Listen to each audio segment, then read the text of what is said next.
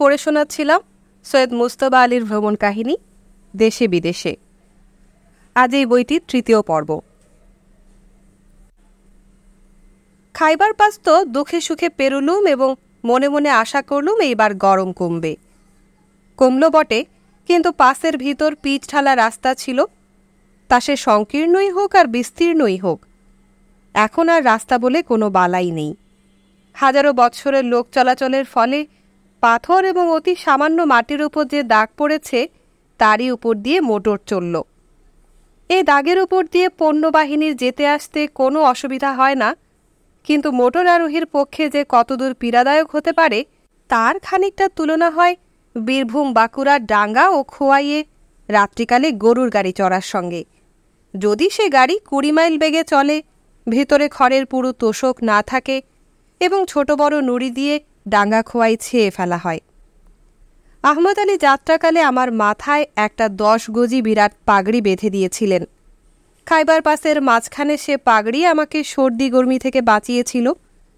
এখন সেই পাগড়ি আমার মাথা এবং গাড়ির ছাতের মাঝখানে বাফার স্টেট হয়ে উভয় পক্ষকে গুরুতর লড়াই জখম থেকে বাঁচালো। সর্দারজিকে জিজ্ঞাসা করলুম, পাগড়ি আর কোনো কাজে লাগে কি না? তিনি বললেন, আরও বহু কাজে লাগে, কিন্তু উপস্থিত একটা কথা মনে পড়ছে। বিশেষ অবস্থাতে শুধু কলসিতেই চলে, দড়ি কেনার দরকার হয় না। বুঝলুম, রাস্তার অবস্থা গ্রীষ্মের আতিশয্য আর দ্বিপ্রহরের অনাহার এ পথের ফুল টাইম গ্রাহক সর্দারজিকে পর্যন্ত কাবু করে ফেলেছে। তা না হলে এরকম বিভৎস প্রয়োজনের কথা তার মনে পড়বে কেন? দুঃখ হলো, 60 বৎসর বয়স হতে চলল, কোথায় না সর্দারজি দেশের গায়ে তেঁতুলের ছায়ায় নাতি নাতনির হাতে হাওয়া খেতে খেতে পল্টনের গল্প বলবেন, আর কোথায় আজই একটানা আগুনের ভিতর পেশোয়ার কাবুলে মাকু মারা। কেন এমন অবস্থা কে জানে, কিন্তু দেশকাল ও বিশেষ করে পাত্রের অবস্থা বিবেচনা করে আড্ডা জমাবার রৌদ্রাতুর ক্ষীণাঙ্কুর উপরে ফেলতে বেশি টানা হেচড়া করতে হলো না। কি দেশ! দুদিকে মাইলের পর মাইল জুড়ে নুড়ি আর নুড়ি। যেখানে নুড়ি আর নেই সেখান থেকে চোখে পড়ে বহুদূরে আবছায়া আবছায়া পাহাড়। দূর থেকে বলা শক্ত, কিন্তু অনুমান করলুম 100 বৎসরের রৌদ্র বর্ষণে তাতেও সজীব কোনো কিছু না থাকারই কথা। রেডিয়েটরে জল ঢালার জন্য মোটর একবার দাঁড়িয়েছিল। তখন লক্ষ্য করলুম এককণা ঘাসও 2 পাথরের ফাঁকে কোথাও জন্মায়নি। পোকামাকড় কোনো প্রকারের প্রাণের চিহ্ন কোথাও নেই। খাবে কি, বাঁচবে কি দিয়ে? মা ধরনীর বুকের দুধ এদেশে যেন সম্পূর্ণ শুকিয়ে গিয়েছে। কোনো ফাটল দিয়ে কোনো বাঁধন ছিঁড়ে 1 ফোঁটা জল পর্যন্ত বেরোয়নি। দিক দিগন্তব্যাপী বিশাল শ্মশান ভূমির মাঝখান দিয়ে প্রেতজনে বর্মধারিণী ফোর্ড গাড়ি চলেছে ছায়াময় সন্তান সন্ততি নিয়ে। ক্ষণে ক্ষণে মনে হয় চক্রবাল পরিপূর্ণ মহানির্জনতার অদৃশ্য প্রহরীরা হঠাৎ কখন যন্ত্রস্তনিত ধূম্রপুঞ্জ এই শতশ্চল শকট শূন্যে তুলে নিয়ে বিরাট নৈস্তব্ধের যোগভূমি পুনরায় নিরঙ্কুশ করে দেবে। তারপর দেখি মৃত্যুর বিভীষিকা। প্রকৃতি এই মরু প্রান্তরে প্রাণ সৃষ্টি করেন না বটে, কিন্তু প্রাণ গ্রহণে তিনি বিমুখ নন। রাস্তার ঠিক উপরেই পড়ে আছে উটের এক বিরাট কঙ্কাল। গৃধিনী শকুনি অনাহারে অবশ্যম্ভাবে মৃত্যু ভয়ে এখানে আসে না বলে কঙ্কাল এখানে সেখানে ছড়িয়ে পড়েনি। রৌদ্রের প্রকোপে ধীরে ধীরে মাংস শুকিয়ে গিয়ে ধুলো হয়ে ঝরে পড়েছে। মসৃণ শুভ্র সম্পূর্ণ কঙ্কাল যেন জাদুঘরে সাজানো বৈজ্ঞানিকের কৌতূহল সামগ্রী হয়ে পড়ে আছে। লান্ডিকোটাল থেকে দক্কা 10 মাইল। সেই মরুপ্রান্তরে দক্কা দুর্গ অত্যন্ত অবান্তর বলে মনে হলো। মাটি আর খড় মিশিয়ে পিটে পিটে উঁচু দেয়াল গড়ে তোলা হয়েছে আশপাশের রঙের সঙ্গে রং মিশিয়ে, ফ্যাকাশে ময়লা ঘিনঘিনে হলদে রং। দেয়ালের উপরের দিকে এক সারি গর্ত। দুর্গের লোক তারই ভিতর দিয়ে বন্দুকের নল গলিয়ে নিরাপদে বাইরের শত্রুকে গুলি করতে পারে। দূর থেকে সেই কালো গর্ত দেখে মনে হয় যেন অন্ধের উপরে নেওয়া চোখের শূন্য কোটর। কিন্তু দুর্গের সামনে এসে মা দিকে তাকিয়ে চোখ জুড়িয়ে গেল। ছলছল করে কাবুল নদী বাঁক নিয়ে এক পাশ দিয়ে চলে গিয়েছে। ডান দিকে এক ফালি সবুজ আঁচল লুটিয়ে পড়েছে। পলিমাটি জমে গিয়ে যেটুকু মেঠো রসের সৃষ্টি হয়েছে তারই উপরে ভুখা দেশ ফসল ফলিয়েছে। অবাক হয়ে তাকিয়ে রইলুম। মনে হলো ভিজে সবুজ ন্যাকড়া দিয়ে কাবুল নদী আমার চোখের জ্বালা ঘুচিয়ে দিলেন। মনে হলো ওই সবুজটুকুর কল্যাণে সে যাত্রা আমার চোখ দুটি বেঁচে গেল। না হলে দক্কা দুর্গ প্রাকারের অন্ধ কোটর নিয়ে আমাকেও দিশেহারা হয়ে ওই দেয়ালেরই মতো ঠায় দাঁড়িয়ে থাকতে হতো। কাবুলি বললেন, চলুন দুর্গের ভিতরে যাই, পাসপোর্ট দেখাতে হবে। আমরা সরকারি কর্মচারী, তাড়াতাড়ি ছেড়ে দেবে, তাহলে সন্ধ্যার আগেই জালালাবাদ পৌঁছতে পারব। দুর্গের অফিসার আমাকে বিদেশি দেখে প্রচুর খাতির যত্ন করলেন। দক্কার মতো জায়গায় বরফের কল থাকার কথা নয়, কিন্তু যে শরবত খেলুম তার জন্য ঠান্ডা জল পুজোতে কি করে তৈরি করা সম্ভব হলো বুঝতে পারলুম না। অফিসারটি সত্যি অত্যন্ত ভদ্রলোক। আমার কাতর অবস্থা দেখে বললেন, আজ রাতটা এখানেই জিরিয়ে যান, কাল অন্য মোটরে আপনাকে সোজা কাবুল পাঠিয়ে দেব। আমি অনেক ধন্যবাদ জানিয়ে বললুম যে 8-5 জনের যা গতি আমারও তাই হবে। অফিসারটি শিক্ষিত লোক, একলা পড়েছেন, কথা কইবার লোক নেই। আমাকে পেয়ে নির্জনে জমানো তার চিন্তাধারা যেন উপড়ে পড়ল। হাফিজ সাদির অনেক বয়ে তাওড়ালেন এবং মরু প্রান্তরে একা একা আপন মনে সেগুলো থেকে নিংড়ে নিংড়ে যে রস বের করেছেন তার খানিকটা আমায় পরিবেশন করলেন। আমি আমার ভাঙা ভাঙা ফার্সিতে জিজ্ঞাসা করলুম, সঙ্গীহীন জীবন কি কঠিন বোধ হয় না? বললেন, আমার চাকরি পল্টনের, ইস্তফা দেবার উপায় নেই, কাজেই বাইরের কাবুল নদীটি নিয়ে পড়ে আছি। রোজ সন্ধ্যায় তার পাড়ে গিয়ে বসি আর ভাবি যেন একমাত্র নিতান্ত আমার জন্য সে এই দুর্গের দেয়ালে আঁচল বুলিয়ে চলে গিয়েছে। অন্যায় কথাও নয়, আর 2-4 জন যারা নদীর পাড়ে যায় তাদের মতলব ঠান্ডা হওয়ার। আমিও ঠান্ডা হই, কিন্তু শীতকালেও কামাই দিই নেই। গোড়ার দিকে আমিও স্বার্থপর ছিলুম। কাবুল নদী আমার কাছে সৌন্দর্য উপভোগের বস্তু ছিল। তার গান শুনতুম, তার নাচ দেখতুম, তার লুটিয়ে পড়া সবুজ আঁচলের এক প্রান্তে আসন পেতে বসতুম। এখন আমাদের অন্য সম্পর্ক। আচ্ছা বলুন তো, অমাবস্যার অন্ধকারে যখন কিছুই দেখা যায় না, তখন আপনি কখনো নদীর পাড়ে কান পেতে শুয়েছেন? আমি বললুম, নৌকোতে শুয়ে অনেক রাত কাটিয়েছি। তিনি উৎসাহের সঙ্গে বললেন, তাহলে আপনি বুঝতে পারবেন। মনে হয় না কুলকুল শুনে যেন আর 2 দিন কাটলেই আরেকটু, আর সামান্য একটু অভ্যাস হয়ে গেলেই হঠাৎ কখন এই রহস্যময়ী ভাষার অর্থ সরল হয়ে যাবে? আপনি ভাবছেন আমি কবিত্ব করছি, আদপেই না। আমার মনে হয় মেঘের ডাক যেমন জনপ্রাণীকে বিদ্যুতের ভয় জানিয়ে দেয়, জলের ভাষাও তেমনি কোনো এক আশার বাণী জানাতে চায়। দূর সিন্ধুপাড় থেকে সে বাণী উজিয়ে উজিয়ে এসেছে, না কাবুল পাহাড়ের শিখর থেকে বরফের বুকের ভিতর ঘুমিয়ে ঘুমিয়ে এখানে এসে গান গেয়ে জেগে উঠেছে, তা জানি নে। এখন বড্ড গরম, শীতকালে যখন আপনার ছুটি হবে তখন এখানে আসবেন। এই নদীর অনেক গোপন খবর আপনাকে বাতলে দেব। আহারাদি কিচ্ছু ভাবনা নেই, মুরগি দুম্বা যা চাই, শাকসবজি সেই গুড়ে পাথর। অফিসার যখন কথা বলছিলেন তখন আমার একবার সন্দেহ হচ্ছিল, একা থেকে থেকে বোধহয় ভদ্রলোকের মাথা কেমন জানি একটুখানি। কিন্তু কাবুল নদীর সবুজ আঁচল ছেড়ে তিনি যখন অক্লেশে দুম্বার পিঠে সওয়ার হলেন, তখনই বুঝলুম ভদ্রলোক সুস্থই আছেন। বললেন, আমার কাজ পাসপোর্ট সই করা আর কি মাল আসছে যাচ্ছে তার ওপর নজর রাখা। কিছু কঠিন কর্ম নয়, বুঝতেই পারছেন। ওদিকে নতুন বাদশা উঠে পড়ে লেগেছেন আফগানিস্তানকে সজীব সবল করে তোলবার জন্য। অনেক লোক তার চারদিকে জড়ো হয়েছেন। শুনতে পাই কাবুলে নাকি সর্বত্র নতুন প্রাণের সবুজ ঘাস জেগে উঠেছে। কিন্তু এদিকে ইংরেজ দুম্বা, ওদিকে রুশি বকরি। সুযোগ পেলেই কাঁচা ঘাস সাফ করে দিয়ে কাবুলের ন্যাড়া পাহাড়কে ফের ন্যাড়া করে দেবে। ভাগ্যিস চতুর্দিকে খোদার দেওয়া পাথরের বেড়া রয়েছে, তাই রক্ষে। আর রক্ষে এই যে দুম্বা আর বকরিতে কোনো দিন মনের মিল হয় না। দুম্বা যদি ঘাসের দিকে নজর দেয় তো বকরি শিং উঁচিয়ে লাফ দিয়ে আমুদরিয়া পার হতে চায়। বকরি যদি তেড়িমেড়ি করে তবে দুম্বা ম্যা ম্যা করে আর সবাইকে জানিয়ে দেয় যে বকরির নজর শুধু কাবুলের 4টিখানি ঘাসের ওপর নয়, তার আসল নজর হিন্দুস্তান, চীন, ইরান সবকটা বড় বড় ধান ক্ষেতের ওপর। আমি শুধালুম, দুম্বাটা শুধু শুধু ম্যা ম্যা করবে কেন? তারও তো একজোড়া খাসার শিং আছে। ছিল, হিন্দুস্তান ভাবে এখনো আছে, কিন্তু এদেশের পাথরে খামকা গুতিয়ে গুতিয়ে ভোতা করে ফেলেছে। তাই বোধহয় সেটা ঢাকবার জন্য সোনা দিয়ে বাঁধিয়ে নিয়েছে। গোরা সিপাইয়ের খানাপিনার জমক জৌলুস দেখেছেন তো? হিন্দুস্তান সেই সোনালি সিংয়ের ঝলমলানি দেখে আরও বেশি ভয় পায়। ওদিকে মিশরের সাদ জগলুল পাশা, তুর্কিতে মুস্তফা কামাল পাশা, হিজ্জাজে ইবনে সৌদ, আফগানিস্তানে আমানুল্লাহ খান দুম্বার পিঠে কয়েকটা আচ্ছা ডান্ডা বুলিয়ে দিয়েছেন, কিন্তু কোনো জানোয়ারই সহজে ঘায়েল হয় না।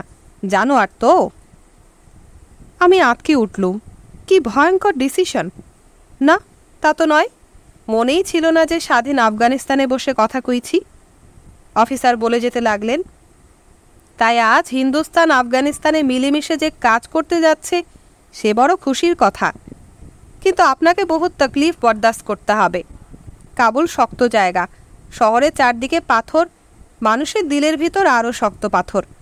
শাহনশাহ বাদশাহ সেই পাথরের ফাটলে ঘাস গদাচ্ছেন, আপনাকে পানি ঢালতে ডেকেছেন। আমি বাধা দিয়ে বললুম, লজ্জা দেবেন না, আমার কাজ অতি নগণ্য। অফিসার বললেন, তার হিসেব নিকেশ আরেক দিন হবে। আজ আমি খুশি যে এতদিন শুধু পেশোয়ার পাঞ্জাবের লোক আফগানিস্তানে আসতো, এখন তোর বাংলা মুল্লুকেও আফগানিস্তানের ডাক পৌঁছেছে। দেখি সর্দারজি দূর থেকে ইশারায় জানাচ্ছেন সব তৈরি, আমি এলেই মোটর ছাড়ে। অফিসার সর্দারজিকে দেখে বললেন, অমর সিং বুলানির গাড়িতে যাচ্ছেন বুঝি?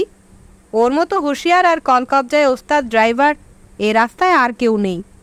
এমন গাড়িও নেই যার গায়ে অমর সিংয়ের দুটো ঠোক্কর, দুটো চারটে কদরের চাটি পড়েনি। কোনো বেয়ারা গাড়ি যদি বড্ড বেশি বাড়াবাড়ি করে, তবে শেষ দেওয়াই তার ঘোমটা খুলে কানের কাছে বলা, ওঝা অমর সিংকে খবর দেওয়া হয়েছে।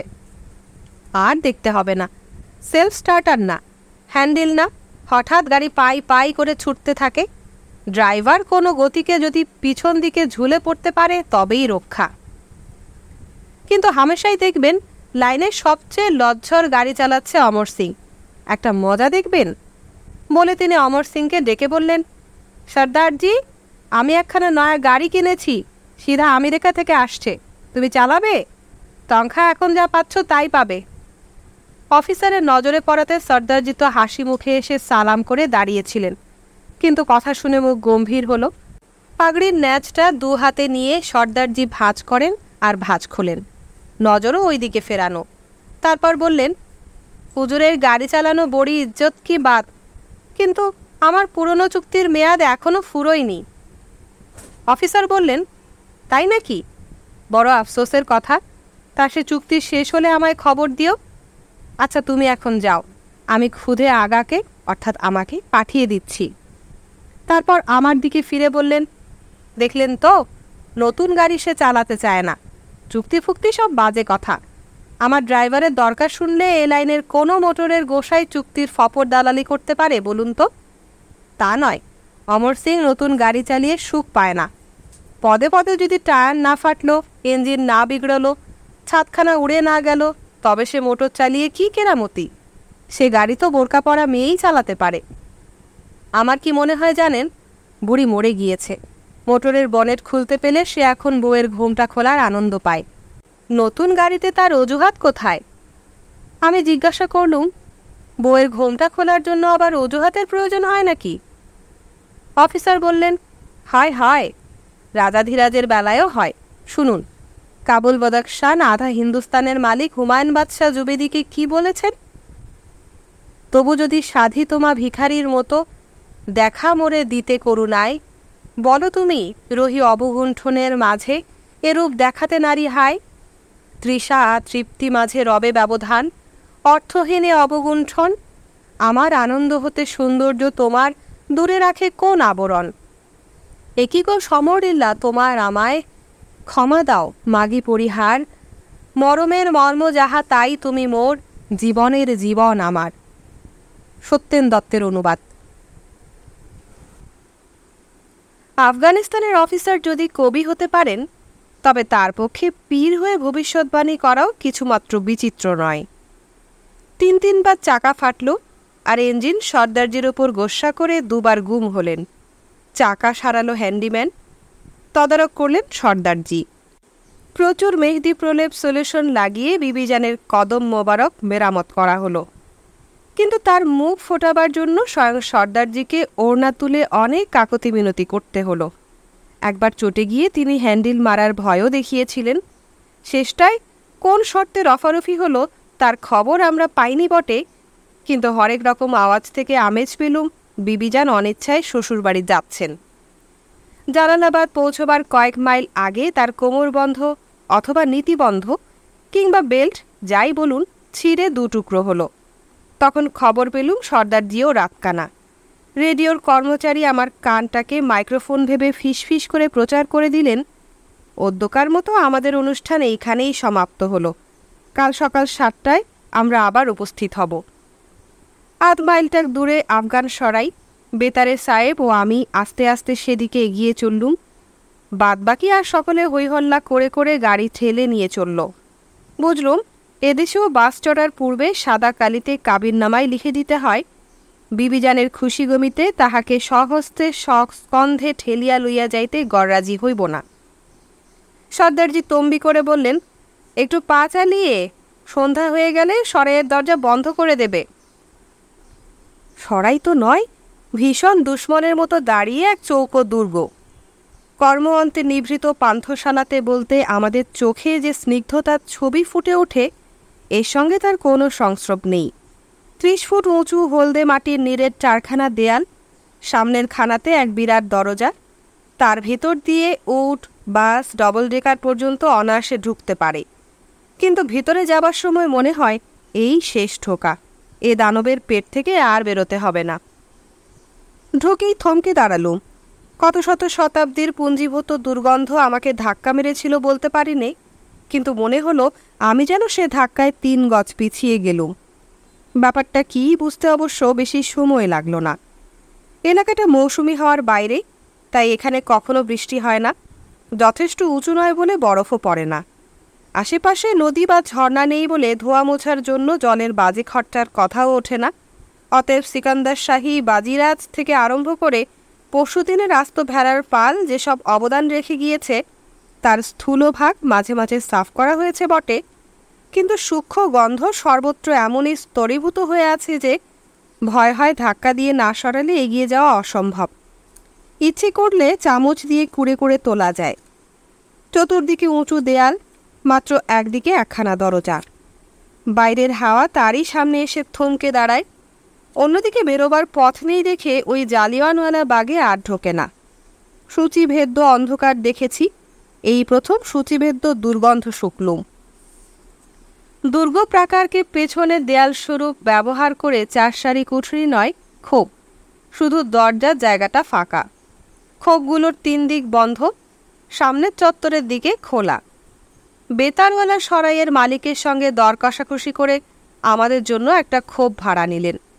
আমার জন্য 1খানা দড়ির চারপাইও জোগাড় করা হলো। খোপের সামনের দিকে একটু বারান্দা, চারপাই সেখানেই পাতা হলো। খোপের ভিতর একবার 1 লহমার তরে ঢুকেছিল। মানুষের কত কুবুদ্ধি না হয়! ধর্মসাক্ষী, স্পেলিং সল্টেজ আর ভিমরি কাটে না, তাকে আধ মিনিট সেখানে রাখলে আর দেখতে হবে না। কেরোসিন কুপির ক্ষীণ আলোকে যাত্রীরা আপন জানোয়ারের তদারক করছে। উট যদি তাড়া খেয়ে পিছু হটতে আরম্ভ করে, তবে খচ্চরের পাল চিৎকার করে রুটিওয়ালার বারান্দায় ওঠে আর কি। মোটর যদি হেডলাইট জ্বালিয়ে রাত্রিবাসের স্থান অনুসন্ধান করে, তবে বাদবাকি জানোয়ার ভয় পেয়ে সব দিকে ছুটোছুটি আরম্ভ করে।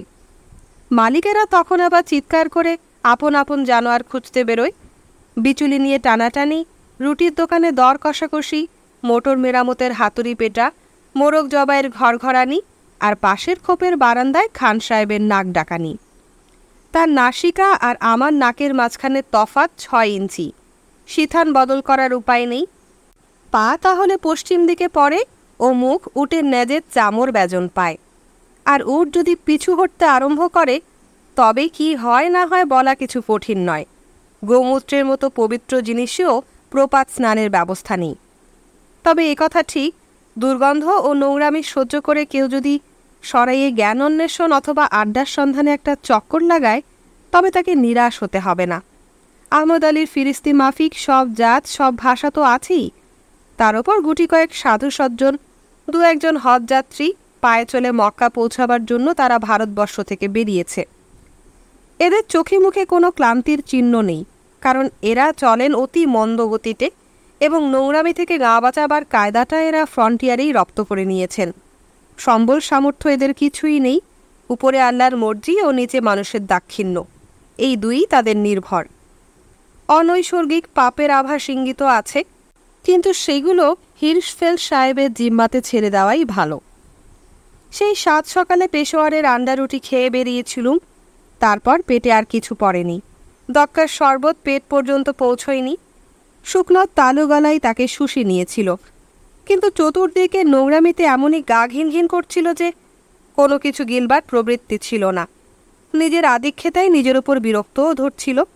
আরে বাপু, আর 5 জন যখন দিব্যি নিশ্চিন্ত মনে খাচ্ছে দাচ্ছে ঘুমোচ্ছে, তখন তুমি বা এমন কোন নবাব খানজা খান নাতি যে তোমার স্নান না হলে চলে না? মাত্র 2000 বছরের জমানো গন্ধে তুমি ভিমরি খাও, তবু তো জানোয়ারগুলো চত্বরে, তুমি বারান্দায় শুয়ে।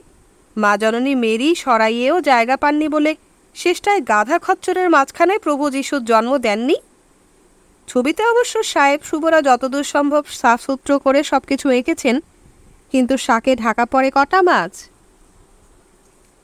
বেতলেহেমের সরাইয়ে আর আফগানিস্তানের সরাইয়ে কি তফাৎ? বেতলেহেমেও বৃষ্টি হয় 3 ফোঁটা আর বরফ পড়ে 2.5 তোলা। কে বললে তোমায় ইহুদি আফগানের চেয়ে পরিষ্কার? আফগানিস্তানের গন্ধে তোমার গা বেরোচ্ছে, কিন্তু ইহুদির গায়ের গন্ধে বোকা পাঁঠা পর্যন্ত লাফ দিয়ে দরমা ফুটো করে প্রাণ বাঁচায়। এসব হলো তত্ত্বজ্ঞানের কথা, কিন্তু মানুষের মনের ভিতর যেরকম গীতা পাঠ হয়, সেরকম বেয়ারা দুর্যোধনও সেখানে বসে। তার শুধু এক উত্তর, জানামি ধর্মও ন চ মে প্রবৃত্তি, অর্থাৎ তত্ত্বকথা আর নতুন শোনাচ্ছে কি, কিন্তু ওসবে আমার প্রবৃত্তি নেই।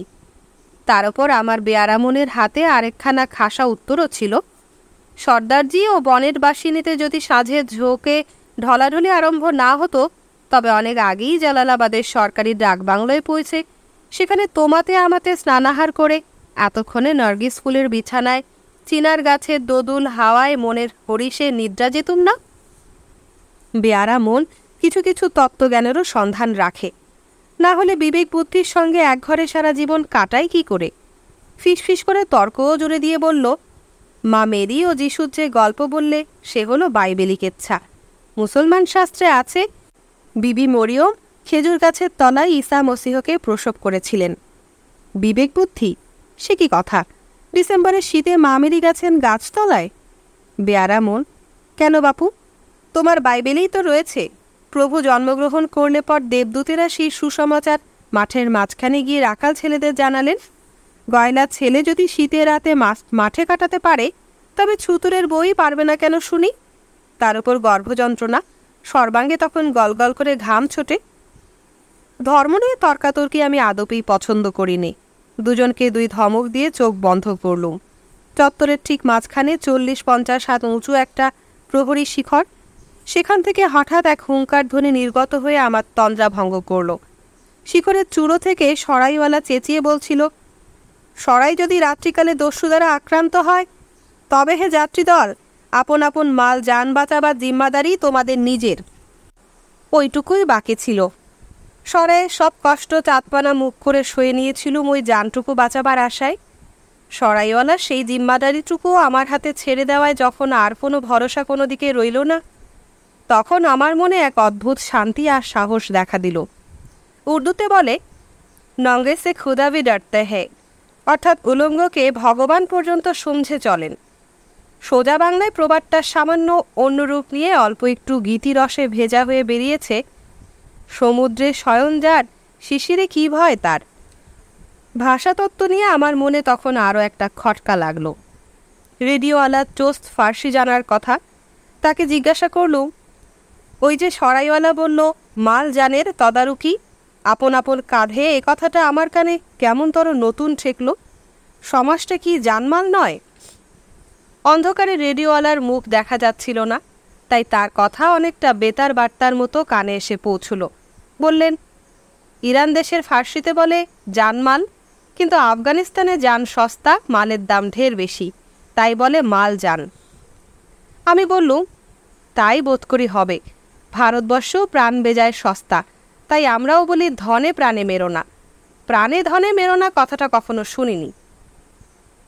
আমাদের বেতারওয়ালাতে তখন এতটা ছোটোখাটো ব্রেনস ট্রাস্ট বানিয়ে বসেছি, তিনি জিজ্ঞাসা করলেন, ফ্রন্টিয়ারের ওপারে তো শুনেছি জীবন পদে পদে বিশেষ বিপন্ন হয় না, তবে আপনার মুখে এরকম কথা কেন?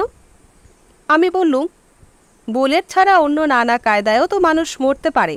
জ্বর আছে, কলেরা আছে, সান্নিপাতিক আছে, আর না খেয়ে মরার রাজকীয় পন্থা তো 12 মাসই খোলা রয়েছে।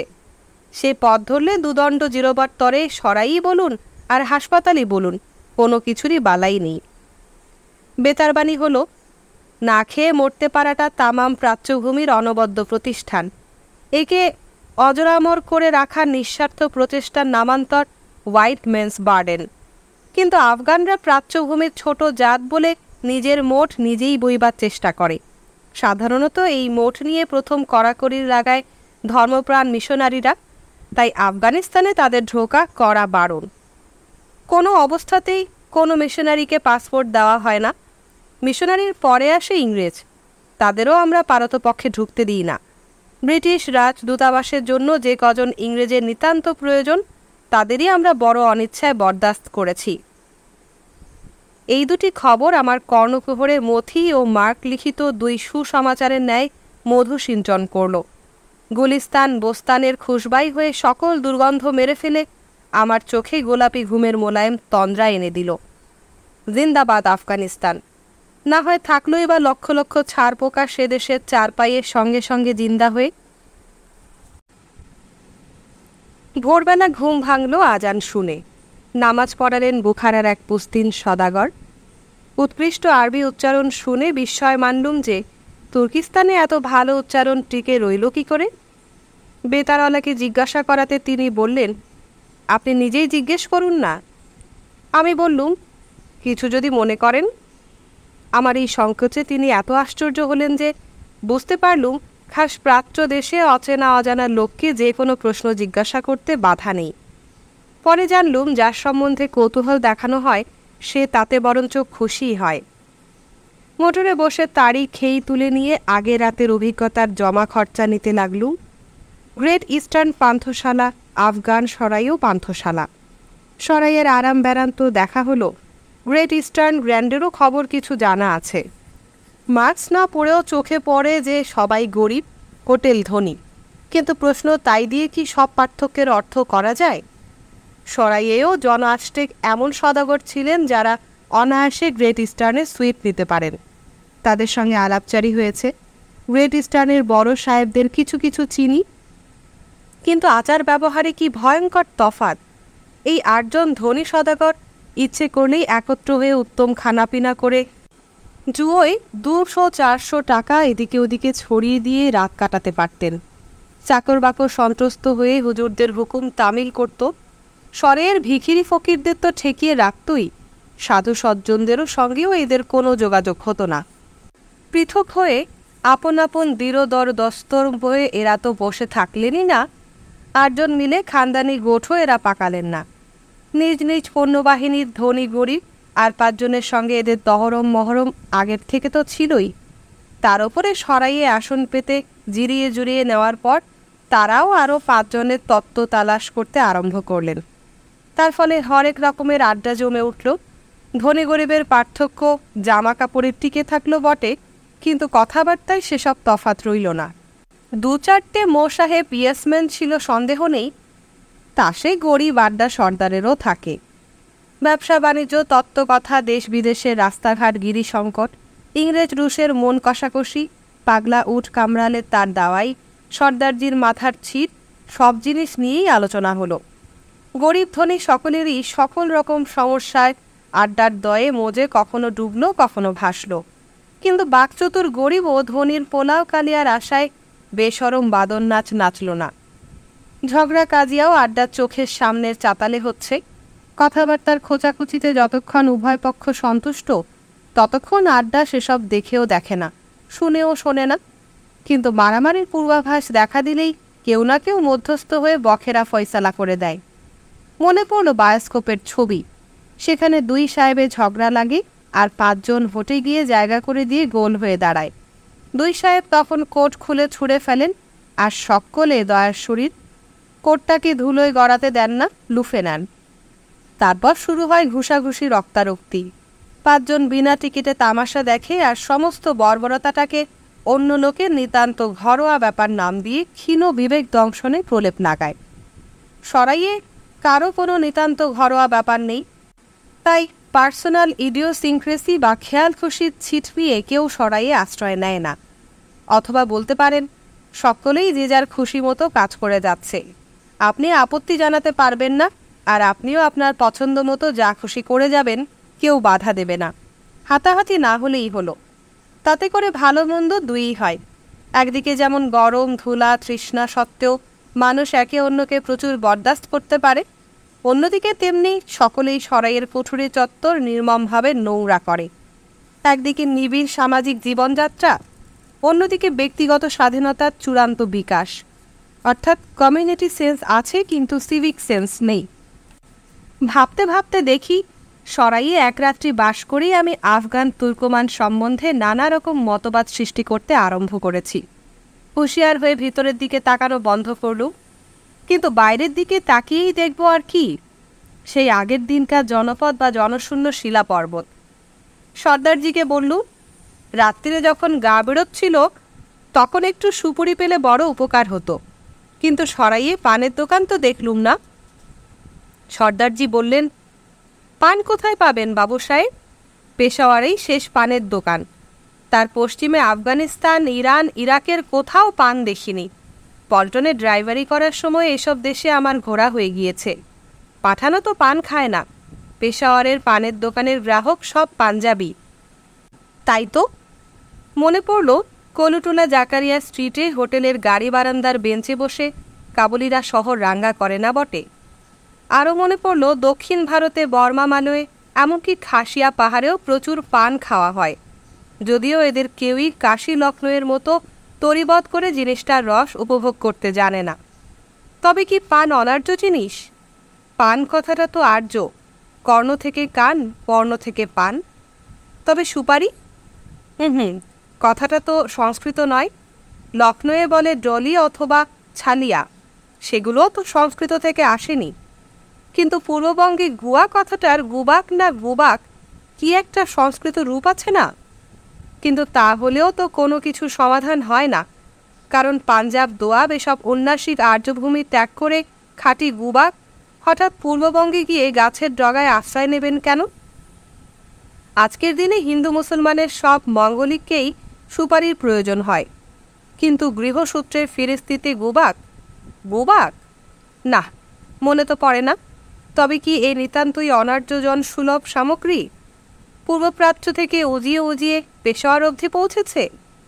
সাধে বলি, ভারতবর্ষ তাবৎ প্রাচ্য সভ্যতার মিলনভূমি। ডেমোক্রেসি ডেমোক্রেসি জিগির তুলে বড্ড বেশি চেঁচামেচি করাতে দক্ষিণ ভারতের এক সাধক বলেছিলেন, তাহলে সবাই ঘুমিয়ে পড়ো, ঘুমন্ত অবস্থায় মানুষে মানুষে ভেদ থাকে না, সবাই সমান। সেই গরমে বসে বসে তত্ত্বটি সম্পূর্ণ হৃদয়ঙ্গম করল। ঝাঁকুনি ধুলো কঠিন আসন ক্ষুধা তৃষ্ণা সত্ত্বেও বেতারকর্তা ও আমার দুজনেরই ঘুম পাচ্ছিল। মাঝে মাঝে তার মাথা আমার কাঁধে ঢলে পড়ছিল, আমি তখন শক্ত হয়ে বসে তার ঘুমে তা দিচ্ছিল। তারপর হঠাৎ একটা জোর ঝাঁকুনি খেয়ে ধর্মড়িয়ে জেগে উঠে তিনি আমার কাছে মাফ চেয়ে শক্ত হয়ে বসেছিলেন। তখন আমার পালা। শত চেষ্টা সত্ত্বেও ভদ্রতার বেড়া ভেঙে আমার মাথা তার কাঁধে জিরিয়ে নিচ্ছিল। চোখ বন্ধ অবস্থায় ঠান্ডা হওয়ার প্রথম পরশ পেলুম। খুলে দেখি সামনে সবুজ উপত্যকা, রাস্তার দুদিকে ফসল ক্ষেত। সর্দারজি পরিচয় করিয়ে দিয়ে বললেন, জালালাবাদ। দক্কার পাশেই সেই কাবুল নদীর কৃপায় এই জালালাবাদ শস্য শস্প শ্যামল। এখানে জমি বোধহয় দক্কার মতো পাথরে ভর্তি নয় বলে উপত্যকা রীতিমতো চওড়া। একটু নিচু জমিতে বাস নামার পর আর তার প্রসারের আন্দাজ করা যায় না। তখন দুদিকেই সবুজ আর লোকজনের ঘরবাড়ি। সামান্য একটি নদী ক্ষুদ্রতম সুযোগ পেলে যে কি মোহন সবুজে লীলাখানা দেখাতে পারে, জালালাবাদ তার অতি মধুর তসবির। এমনকি যে দুটো চারটে পাঠান রাস্তা দিয়ে যাচ্ছিল তাদের চেহারাও যেন সীমান্তের পাঠানের চেয়ে মোলায়েম বলে মনে হলো। লক্ষ্য করলুম যে পাঠান শহরে গিয়ে সেখানকার মেয়েদের বেপরদামি নিন্দা করে তারই বৌঝি খেতে কাজ করছে অন্য দেশের মেয়েদের মতোই। মুখ তুলে বাসের দিকে তাকাতেও তাদের আপত্তি নেই। বেতার কর্তাকে জিজ্ঞাসা করতে তিনি গম্ভীরভাবে বললেন, আমার যতদূর জানা কোনো দেশের গরিব মেয়েই পর্দা মানে না, অন্তত আপন গায়ে মানে না।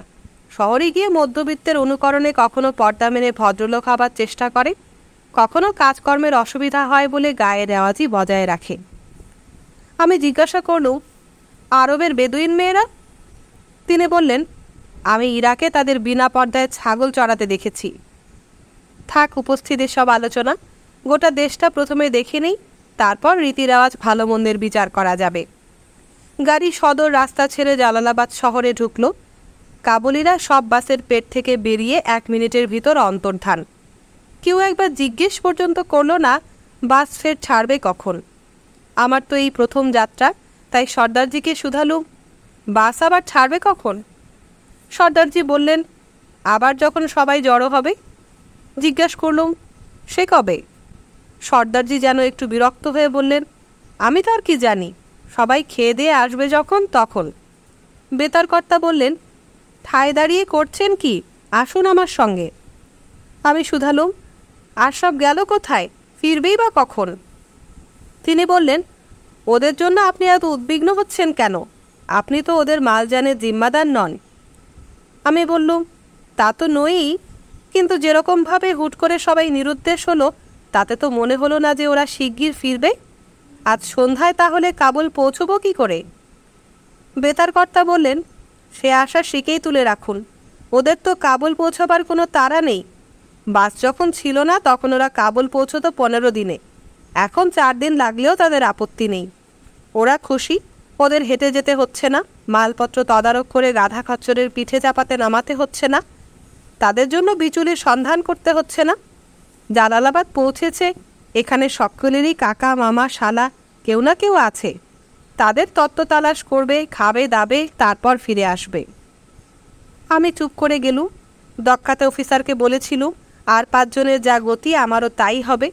এখন বুঝতে পারলুম সব মানুষই কিছু না কিছু ভবিষ্যৎবাণী করতে পারে, তফাৎ শুধু এইটুকু, কেউ করে জেনে, কেউ না জেনে। আফগানিস্তানের বড় শহর 5টি: কাবুল, হিরাত, গজনি, জালালাবাদ, কান্দাহার। জালালাবাদ আফগানিস্তানের শীতকালের রাজধানী, তাই এখানে রাজপ্রাসাদ আছে, সরকারি কর্মচারীদের জন্য খাস পান্থনিবাস আছে। বেতার বাণী যখন বলেছেন তখন নিশ্চয়ই আছে, কিন্তু উপস্থিত জালালাবাদের বাজার দেখে আফগানিস্তানের অন্যতম প্রধান নগর সম্বন্ধে উচ্ছ্বসিত হওয়ার কোনো কারণ খুঁজে পেলুম না। সেই নোংরা মাটির দেয়াল, অত্যন্ত গরিব দোকানপাট, সস্তা জাপানি মালে ভর্তি, বিস্তর চায়ের দোকান আর অসংখ্য মাছি। হিমালয়ের চোটটিতে মানুষ যেরকম মাছি সম্বন্ধে নির্বিকার, এখানেও ঠিক তাই। হঠাৎ আখ দেখে চোখ জুড়িয়ে গেল। চৌকো চৌকো করে কেটে দোকানের সামনে সাজিয়ে রেখেছে এবং তার উপরে দুনিয়ার সব মাছি বসাতে চেহারাটা চালে তিলের মতো হয়ে গিয়েছে। ঘিনপিট ঝেড়ে ফেলে কিনলুম এবং খেয়ে দেখলুম দেশের আখের চেয়েও মিষ্টি। সাধে কি বাবুর বাদশা এই আখ খেয়ে খুশি হয়ে তার নমুনা বদকশান বুখারায় পাঠিয়েছিলেন? তারপর দেখি নোনা ফুটি শশা তরমুজ, ঘন সবুজ আর সোনালি হলদেটে ফলের দোকানের রঙে অপূর্ব খোলতাই হয়েছে। খুশবাই চতুর্দিক মাত করে রেখেছে, দরদস্তু না করে কিনলেও ঠকবার ভয় নেই। রপ্তানি করার সুবিধে নেই বলে সব ফলই বেজায় সস্তা। বেতার বার্তা জ্ঞান বিতরণ করে বললেন, যারা সত্যিকার ফলের রসিক তারা এখানে সমস্ত গ্রীষ্মকালটা ফল খেয়েই কাটায়, আর যারা পার মেওয়াখোর তারা শীতকালেও কিশমিশ, আখরোট, পেস্তা বাদামের ওপর নির্ভর করে। মাঝে মাঝে রুটি, পনির আর কচিত কখনো 1 টুকরো মাংস। এরাই সবচাইতে দীর্ঘজীবী হয়। আমি জিজ্ঞেস করলুম, এদের গায়ে বুলেট লাগে না বুঝি? জালালাবাদের ফল তাহলে মন্ত্রপুত বলতে হয়? বেতার বার্তা বললেন, জালালাবাদের লোক গুলি খেতে যাবে কেন? তারা শহরে থাকে, আইন কানুন মানে, হানাহানির কী বা জানে। কিন্তু জালালাবাদের যথার্থ মাহাত্ম্য শহরের বাইরে। আপনি যদি ভূবিদ্যার পাণ্ডিত্য প্রকাশ করতে চান তবে কিঞ্চিত খোঁড়াখুড়ি করলেই আপনার মনস্কামনা পূর্ণ হবে। আপনি যদি নৃতত্ত্বের অনুসন্ধান করতে চান তবে চারিদিকে নানা প্রকারের অনুন্নত উপজাতি আপনাকে দেদার জোগাড় করে দেবে।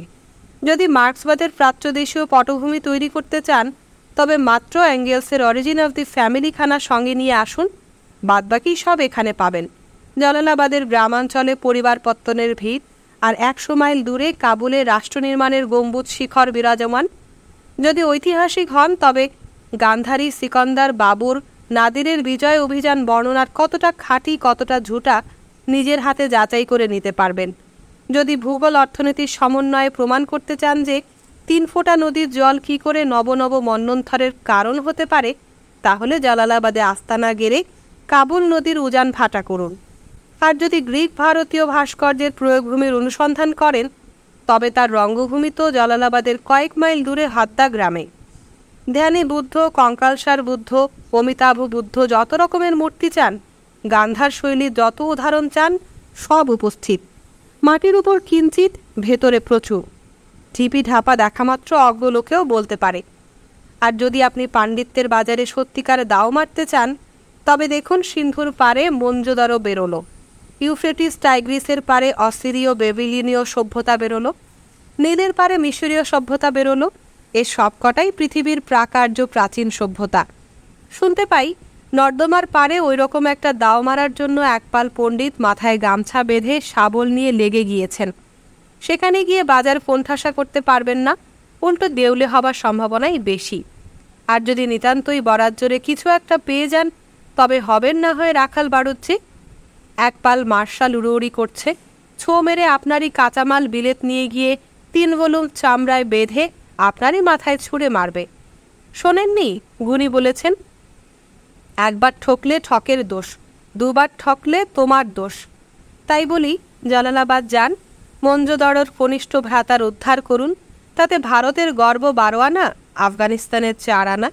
বিশেষত যখন আফগানিস্তানে কাকচিল নেই, আপনার মেহন্নতের মাল নিয়ে তারা চুরি চামারি করবে না। জানি পণ্ডিত পাত্রের সন্দেহ পিশাচ। আপনিও বলবেন, না হয় মানলুম জালালাবাদের জমির শুধু উপরেই নয়, নিচের বিস্তর সোনার ফসল ফলে আছে। কিন্তু প্রশ্ন, চতুর্দিক থেকে একদিন ধরে ঝাঁকে ঝাঁকে বুলবুলির পাল সেখানে ঝামেলা লাগায়নি কেন? তার কারণ তো বেতারবাণী বহু পূর্বেই বলে দিয়েছেন। ইংরেজ এবং অন্য হরেক রকম সাদা বুলবুলিকে আফগান পছন্দ করে না। বিশ্বব্রহ্মাণ্ডের পাণ্ডিত্যাম্বরে উপস্থিত যে কয়টি পক্ষী উড্ডীয়মান, তাদের সর্বাঙ্গে শ্বেতপুষ্ঠ, এখানে তাদের প্রবেশ নিষেধ। কিন্তু আপনার রং দিব্য বাদামি। আপনি প্রতিবেশী, আফগান আপনাকে বহু শতাব্দী ধরে চেনে। আপনি না হয় তাকে ভুলে গিয়েছেন। আপনার এই জাত ভাই বহু ভারতীয় এখনও আফগানিস্তানের ছোটোখাটো নানা ধান্দায় ঘোরাঘুরি এমনকি বসবাসও করে। আপনাকে আনাচে কানাচে ঘুরতে দেখলে কাবুলিওয়ালা আর যা করে করুক, আতকে উঠে কোতকা খুঁজবে না। তবু শুনবেন না?